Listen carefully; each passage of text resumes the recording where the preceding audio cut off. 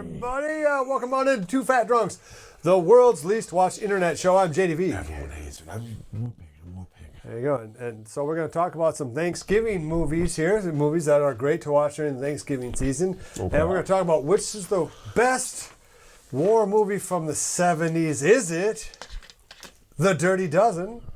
Well, it might even be 68. Anyway, same here. Or Kelly's Heroes. Kelly's Heroes coming up next.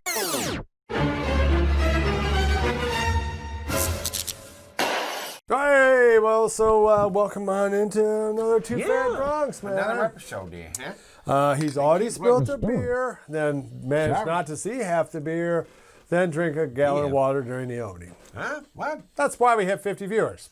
It's not my fault. I think it's Look, 100%. one of us has got to be the ugly one.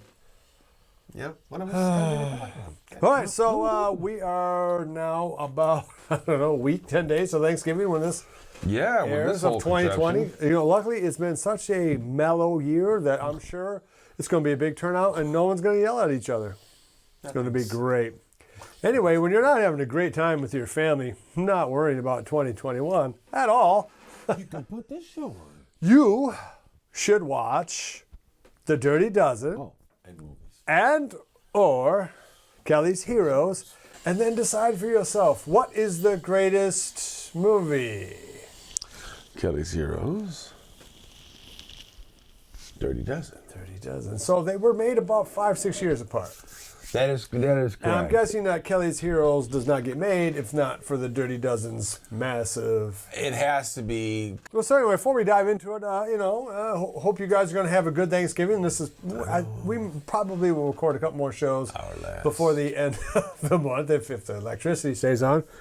If you haven't already, please check out our newest full-length feature film, easy for me to say, on YouTube, 5 Must Die, link here, ski, and check out our other stuff, our short films, the Two Funk Drobs. Two Funk Drobs. It does help not to flub. This is the second show if I'm recording, so we might be. Oh. So do you have this? So Halloween just passed. Yes.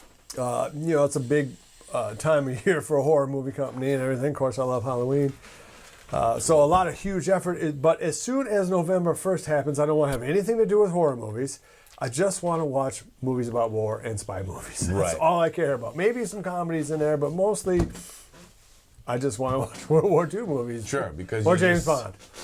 Yeah, and as a matter of fact, I watched a couple of James Bond movies the other night, coincidentally, on Pluto TV. They have I think they have a James Bond. I have a whole channel. I just saw just that runs too, yeah. Bond. Yeah, it's actually kind of cool. But so you just leave it Man on. with the golden gun was on last night. With Christopher Lee and Hervé Villechaize. Yeah. And so on regular over-the-air TV, I think Movies channel, they had Kelly's Heroes. Yes. With Telly Savalas. Telly Savalas. Don Rickles. Clint Eastwood. Clint Eastwood's the star. Donald Sutherland. Yeah. Harry Dean Stanton. Now that's interesting because he is in that film along with not Mel Tillis, but somebody a lot like Mel Tillis. You know what I'm talking about, right? Fuck, who is that got guy? A big, and that is where maybe the Dirty Dozen, where Kelly's Heroes maybe wins. Because it has a bigger cast. I mean, it has a huge cast. It has a huge cast. Dirty Dozen has a big cast, too. But Kelly's Heroes has got, loaded. Bloody 30 guys. And just in all the downs. Carol O'Connor is in Kelly's Heroes. Right. There's all kinds of those kind of actors in the film. Now, I will say this. Attack! I will say this. Really, between the two of them, for me, I hate to say it because it sounds bad when you say it, I find Kelly's Heroes the more entertaining film. It probably is the more entertaining film. It's so entertaining to watch, and that's not to say that Dirty Dozen isn't. But I think that Kelly's Heroes is the perfect Sunday afternoon movie where it's got a you got to vacuum the house, do some chores, or build something, and you just leave it on. No matter you can come in at any point, sit down, watch it for 10 minutes, and go, oh, this is.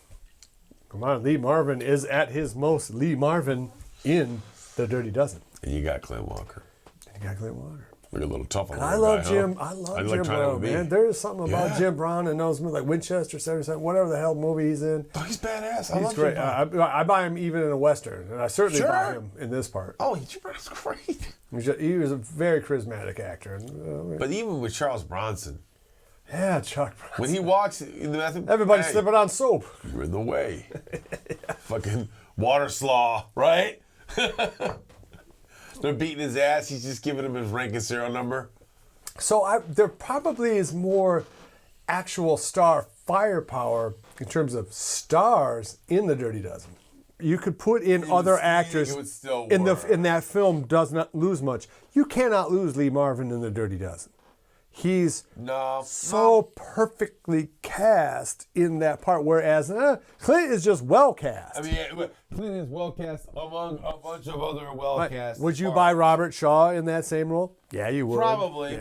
Yeah. Sure you would. And it would be a different Would film. You buy John Wayne in that part, even at that in 1970? Yeah. I bet you would. I bet you could do that. And maybe it's even better. You might move them around a little bit. Stars that are perfectly cast in an ensemble movie. Dirty Dozen wins because it's first. Nobody else could play that. And and it has that character, this guy, this anti-hero type character. Right. Where he starts pushing fucking Posey. Immediately, just everyone around. When you drop Lee Marvin into the scene, and then that character is just, it really is. He hands Clint Walker a knife. Right, come on, starts Posey. Pushing him. Palsy? That's a hell of a name for a guy your size. Palsy. Sir, I don't want to. He's like, come on, you're not going to hurt me. I'm going to hurt you. Learn to control that anger, Posey. No one ever takes that back from you. He's just. Yeah. He does have the right amount of badass. It's one of those performances. It's like, St. Plissken. I mean, it's very singular, and I feel what you're saying. And because they share actors. Too. Yeah. I mean, that Kurt Russell is the perfect guy in that role at that moment, and probably any moment in time, and that's the same thing for Lee Marvin. Right. And I just feel like now, but in the same way, right? But that is Lee Marvin's greatest role. But in the same way, you could make that argument about Crap Game. Because Kelly's Heroes without Don Rickles. Right, but he's not the star of the film. No way. He's not. Who's the star He of is the not film? the star of the film. Clint Eastwood and Telly Savalas are the stars of that film. Well, what I'm saying is that they're the dudes that are on the names on the poster. Without Rickles in the film. Don Rickles. It's a who full was huge, by the way. It wasn't like Don Rickles was an unknown. I mean, he was a guy you'd see on Carson. He's just never been. He had never been in a movie at that point. Not like that. But he nailed it in a way that you just wow. But he's not the star. In fact, that probably is what made him as big a star as he ever became. It was because a of huge that movie film. for him. Yeah. None of the people who go on Kelly's Heroes mission even have to do it. They could have stayed just where they were and been perfectly fucking safe. But nothing would happen. That is unlike the characters in the Dirty Dozen, where you either do this mission or you hang at dawn. Like in 8 hours, you hang by the neck. Let me think about it. I'll go.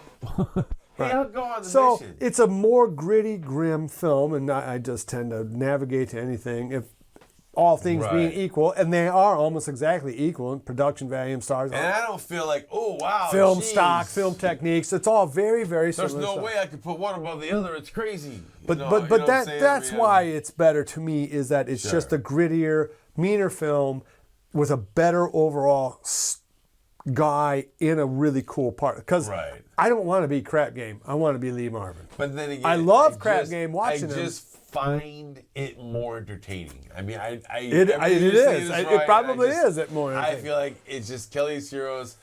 It's a more entertaining film because of the presence of all these people.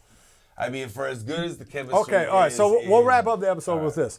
Which one do you play first? So you're going to watch them both. All right. So you set aside, 3.5 hours. You're going to watch both movies. You're going to double dose on turkey and war movies. Which one do you watch first? You should watch Kelly's Heroes first. Oh, I don't know, man. Because that keeps everybody locked in. Then you're already primed to watch the next film. I think film. you watch the heavy duty film, and then you go to the... I don't know, bro. You got to think when everybody's at their lightest,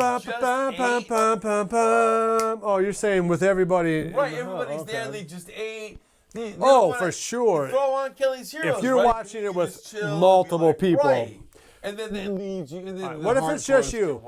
Girlfriend, you. wife's asleep, kids, everybody's in bed, everyone's asleep, and it's just you. You're gonna watch both. You're saying throw in the dirty dozen first. Because okay. You know what I'm saying? I mean, I'm only going to argue so hard here. Be like, well, yeah, I mean, if you threw either one on, I'm like, oh, God, why don't you turn this off? for a lot of people, for sure, though, I'd say Kelly's Heroes. Because it is the more entertaining film. Right. So, There's more action, explosions, and stuff. It's like just when they go on the mission, fire! Right. Got wake to the artillery barrage. He picks up a brick of gold that they've stolen. And then the whole standoff with the German tank. When the guy goes, so go out and make a deal with him. This guy's a gambler. Right? The fucking German guy comes out. Hey. Yeah, that is an interesting point We don't even know because what this Crap world's Game all is about, actually right? the guy who suggested? Who overcomes the Medusa at the end of the film, which is this German guy, this really SS dude. So make a deal with him. Yeah, make a deal. Yeah, cut him in. Right. So and then he's wearing all the American gear and the right. It's just awesome. It's like the gold now. They have all the gold. Anyway, check out those movies. They are super fun movies. And hey, thanks for watching our little show. And happy Thanksgiving to you and yours. And like, subscribe, share, love each other. Until next time. What's with the negative waves? Hey, always with the negative waves, huh? Really professional. You couldn't even wait to and we were like 20 seconds away from the end of that opening bit. I don't want to tell you, man. I'm an artist. I go when I go. You're a fartist, all right. I don't choose the art. The art chooses me. The fart choosed me because I sat next to you. Disgusting fat body. And to all of you, I am a giver. I give of myself. Come, Mr. Bond. You enjoy killing just as much as I do. Come, Mr. Bond.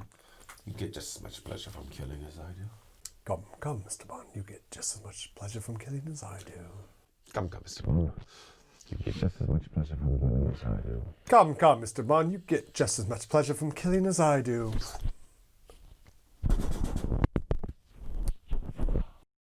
Be sure to visit evilgeniusentertainment.com for exclusive content, swag, casting call news, and much, much more.